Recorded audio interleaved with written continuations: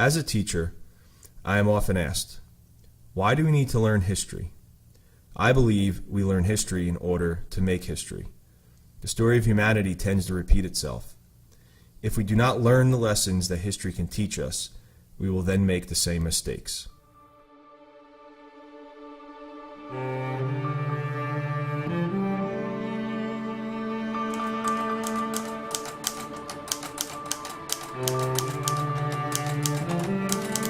Today, one of the most appalling atrocities against humanity from the past is repeating itself yet again: modern-day slavery.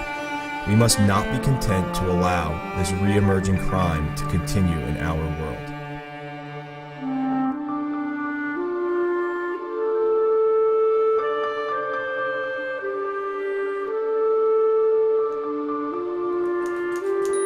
I often remind my students that history books are written to remember those men, women, and children who have stood with courage and honor to challenge and change the status quo of their day. The time has come for a generation to rise up to the challenge and change the way things are.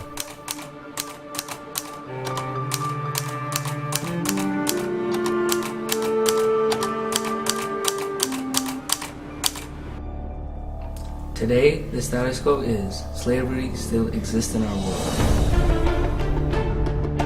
There are more slaves today than ever before. The United Nations estimates 27 million people are enslaved today. 80% are children. Human trafficking is the second largest illegal crime in our world, behind drug trafficking. Modern-day slavery is human trafficking, or the movement of people using force to hold them against their will. Forced labor, by definition, is where people are forced to work in places like restaurants, hotels, and agriculture. Modern-day slavery is sex trafficking. Typically, when young children are forced into prostitution. All of these forms of slavery are present worldwide, including the United States.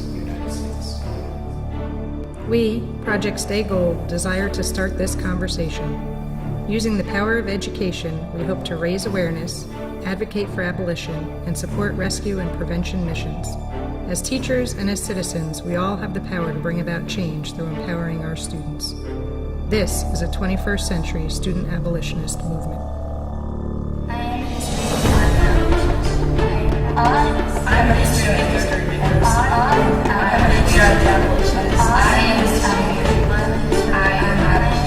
I'm a history maker. I'm a history maker. I'm an abolitionist. I'm an abolitionist. This is a 21st century student abolitionist movement. I am a history maker. I am an abolitionist.